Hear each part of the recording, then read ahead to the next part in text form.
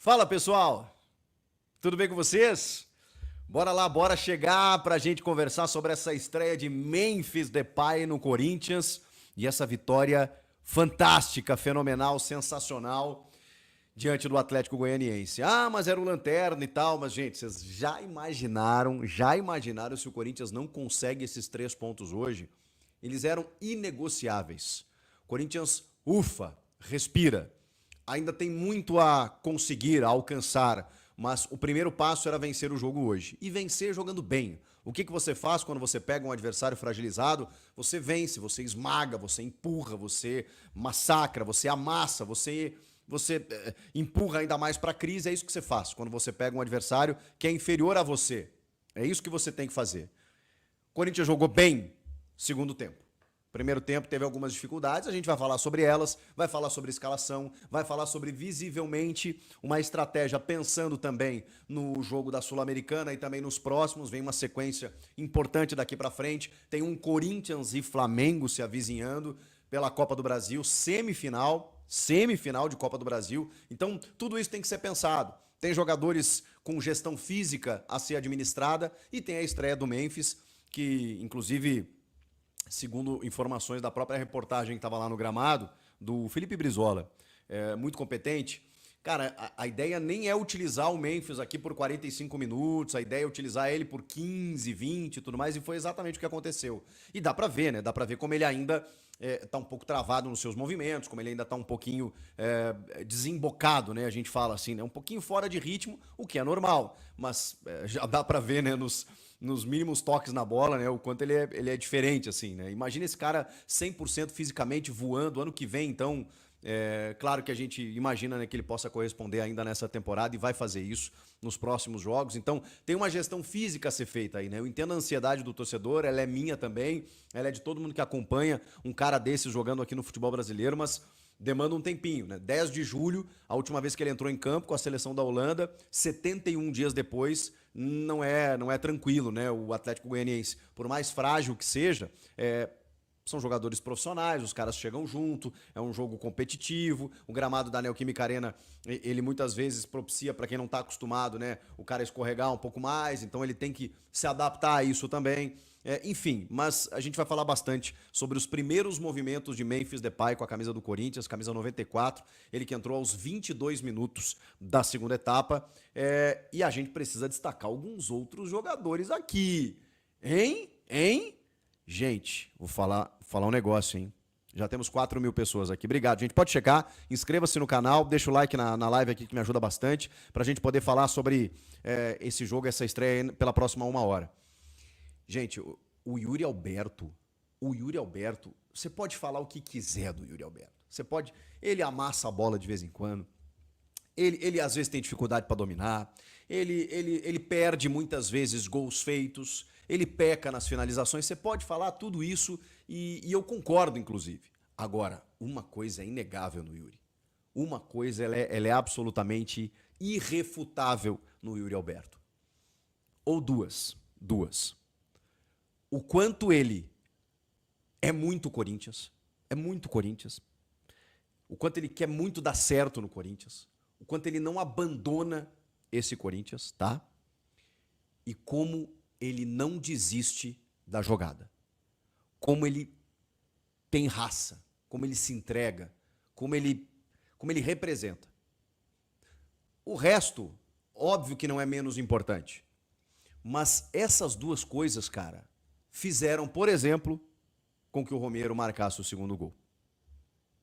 Essas duas coisas fizeram com que o Romero marcasse o segundo gol, especialmente o segundo gol, porque o primeiro foi uma assistência do Garro. Cara, ele tenta todo momento na jogada, ele luta, ele briga, ele insiste, ele vai lá na linha de fundo, ele passa pelo marcador, era o camisa 5, não sei se era o Baralhas ou se era o Adriano. Aí ele consegue o cruzamento e ele dá na medida para o Romero finalizar, e o Romero coloca onde a bola tinha que entrar, né? E aí o Romero que eu pelo menos, né, bati bastante por conta daquele pênalti lá contra o Botafogo, se redimiu. Na Neoquímica Arena, só ele manda, né? Ángel Romero é dominante. Ele sabe, conhece cada cantinho desse estádio e sabe muito bem o que fazer com a bola e fez os 2 gols. E o primeiro, cara, o primeiro foi num momento assim, mas num momento que deu inclusive, talvez, tranquilidade para o Emiliano, que estava ali comandando o time hoje, o Ramon suspenso, colocar o Memphis mais à frente. Talvez até isso o gol do Romero tenha propiciado, porque vai saber, né? Você vira um jogo no intervalo ali, contra o Lanterna, 0-0. Um primeiro tempo que não foi legal, com algumas dificuldades na criação. E aí vem todo aquele segundo tempo com aquela necessidade de você fazer um gol, pelo menos. E aí o relógio começa a pesar contra, né? E aí um jogo de festa, a estreia do Memphis e toda aquela expectativa gerada e a necessidade de pontuar no Campeonato Brasileiro. O tempo vai passando. Eu cansei de ver isso esse ano mesmo no Corinthians, aquele jogo contra o Juventude. Bom, 2 jogadores a menos, agora o Corinthians vai ganhar o jogo. E não ganhou. Contra o Bragantino, agora o Corinthians vai ganhar o jogo. E não ganhou. Jogando em casa. Contra o Cuiabá teve que buscar um empate nos minutos finais com o Matheus Bidu. Então, assim, eu vi muitas vezes o Corinthians se atrapalhando, mesmo contra adversários frágeis ou mais frágeis, dentro de casa e o resultado não vindo. Então, o jogo de hoje, aquele gol do Romero, no apagar das luzes do primeiro tempo, ele é fundamental. Ele é determinante, ele é cirúrgico, ele é essencial, ele é fantástico, ele é espetacular, ele foi encomendado. Porque aquele gol ali faz assim, ó. Beleza. Pode terminar o primeiro tempo, a gente vai para o intervalo, estamos ganhando. No segundo tempo a gente vê como as coisas se encaixam melhor, mas aí estamos na frente, estamos ganhando, 1-0 já chegou. Agora é o seguinte, é buscar com calma e tranquilidade para você buscar o segundo gol. 11 mil pessoas aqui, obrigado, gente. Então agora, nesse segundo tempo é que o Corinthians conseguiu botar a bola no chão. E por conta de mais um destaque do jogo. Acho que vocês já sabem de que eu tô falando, né? Como entrou bem de novo Igor Coronado. Como Igor Coronado entrou bem de novo. No lugar do Bidon, que não estava fazendo um bom jogo. Eu fui um dos que levantei a bandeira, né, do Bidon, porque ele jogou pra caramba também contra o Fortaleza, né? Isso é inegável. Mas hoje ele não estava fazendo um bom jogo. Não sei se pelo sistema, porque também ele jogou com o Rian, né? E também o Charles contra o Fortaleza. Dessa vez o Emiliano colocou o José Martínez, o Charles e o Bidon. Mas o Bidon não teve a mesma influência tática no jogo. E técnica também, né? Porque ele tem muita bola no corpo, mas ele não foi determinante nesse sentido. Quando entra o Coronado e ele mantém o garro, né? E aí você tem esses 2 homens criativos, abre-se um facho de luz no meio-campo do Corinthians. Quando entra Igor Coronado, abre-se um facho de luz. Você vê que ali, caramba, ele enxerga o campo. O Coronado, ele entra, ele enxerga o campo. Ele consegue enxergar as jogadas. Ele consegue mapear o campo. Ele consegue mapear o jogo. Ele consegue perceber onde estão as pessoas. E ele tem uma qualidade, uma tranquilidade, uma desenvoltura para atuar naquela faixa ali do campo que é bizarra. E aí, vejam só, os 2 homens criativos do Corinthians, que teriam a responsabilidade de armar o jogo, de abastecer o ataque, os 2 criam a jogada do terceiro gol. O Coronado, carregando a bola, dá um passe. Não é que ele quebra a linha do Atlético Goianiense, ele destrói a linha defensiva do Atlético Goianiense. Ele simplesmente desmonta completamente, num movimento, ele desmancha a defesa do Atlético Goianiense, e muito por mérito também do Rodrigo Garro, que é um 10, que é um camisa 10 e que percebe a movimentação do camisa 77, que é muito bom de bola, sabendo que ele poderia fazer isso, e aí tem a ver com craque entendendo craque, né? Quando a bola tá com o Igor Coronado, o Garro já percebeu que o que ele poderia fazer. O que ele faz? Ataca o espaço, ataca o ponto futuro, sabendo que o Coronado poderia fazer exatamente o que ele fez. E aí o Garro na frente do goleiro, nervoso, né? Nervoso, completamente nervoso. Realmente, chegou na frente e, ó, vral. Ali é isso. O goleiro tá saindo, olha para onde tá o goleiro. Olha! Beleza, tá aqui, ó. O gol é gigante. O atacante ali, o cara que vai fazer o gol, ele tem o gol ao seu favor. Claro que o goleiro pode fechar o espaço, mas aí o goleiro já saiu Ele queimou o goleiro no espaço onde o goleiro não caiu. Pronto, acabou. 3-0. Porque é bom jogador, sabe o que fazer com a bola. O terceiro gol sai dessa maneira. Então, assim, nós tivemos alguns bons destaques nesse jogo. Yuri Alberto, Romero e o Igor Coronado. E tem mais um. Que eu acho que... O pessoal está falando do volume aqui. Que eu acho que está se credenciando, inclusive, em termos de titularidade. Estou falando de Gustavo Henrique. O Kaká, ele chegou bem. Ele é um cara que até começou a dar mais entrevistas. Nos vídeos dos bastidores, né? Você via ele sempre erguendo a palavra. Começou fazendo gols até.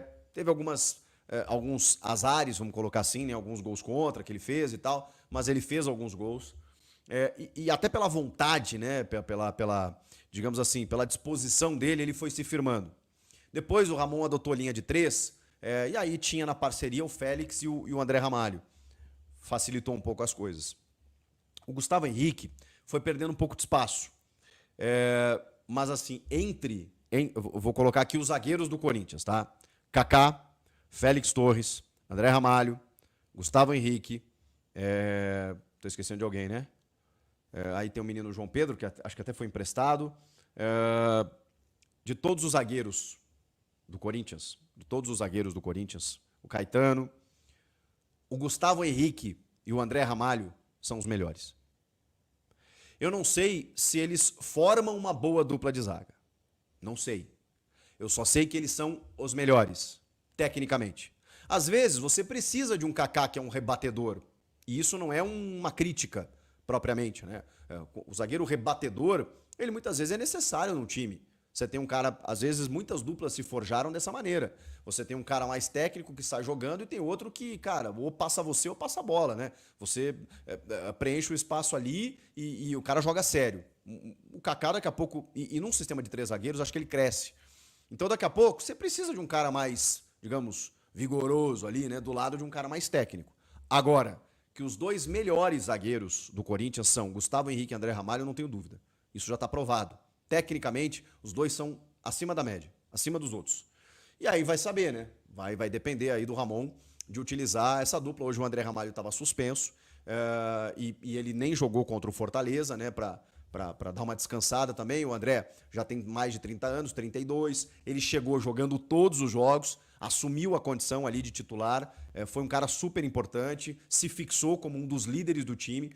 Então é natural, né, que você nesse momento possa dar uma respirada para na sequência você soltar o cara, porque o que vem aí é só pedreira. É só pedreira e jogos fundamentais para o Corinthians confirmar essa saída da zona do rebaixamento.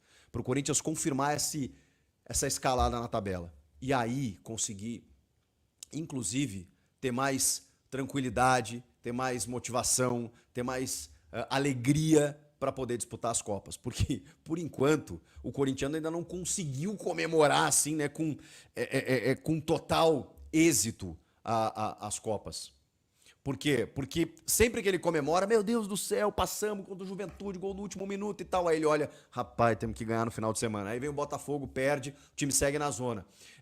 Caraca, fizemos um jogaço contra o Fortaleza fora de casa, 2-0. Putz, estamos encaminhando a classificação, vamos pra semi da Sula. Se ganhar a Sul-Americana, é campeão de tudo, e título internacional, e vaga na Libertadores ano que vem, não sei o quê. Aí olha, putz, matei o Goianiense no Brasileiro, tem que ganhar. Então, sempre tem essa, né? Agora, Corinthians daqui a pouco, 12º, 10º e tal... Aí vai olhar e fala, caramba, estamos vivos nas 2 Copas. Estamos vivos nas 2 Copas.